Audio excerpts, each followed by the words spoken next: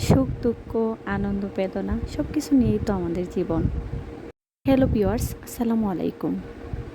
আজকে সকালে আমার খুবই পছন্দের খিচুড়ি দিয়ে নাস্তা করলাম। সকালের নাস্তাটা সেরে কিছু কাজ ছিল সেগুলো শেষ করে নিলাম।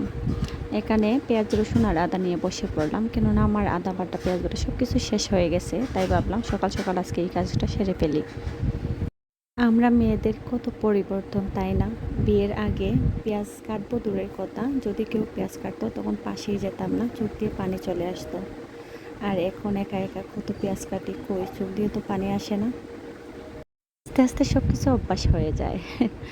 এই তো এখানে আমি পেঁয়াজগুলো কেটে ধুয়ে পরিষ্কার করে নিয়ে এখন কেটে নিয়েছি, আর সাথে আদা রসুনও কুচি করে নিয়েছি।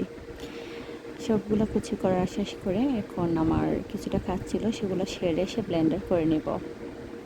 জীবনে চলার পথে সব ধরনের অভিজ্ঞতা থাকারই প্রয়োজন আছে।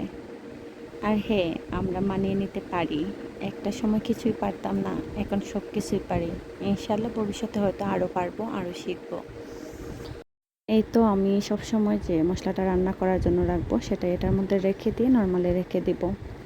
আর বাকি যে মশলাগুলো আছে সেগুলো কৌটার মধ্যে রেখে ডিপ ফ্রিজে রেখে দিব। এই তো আমার সব ডান। সবাই ভালো থাকবেন। আল্লাহ হাফেজ।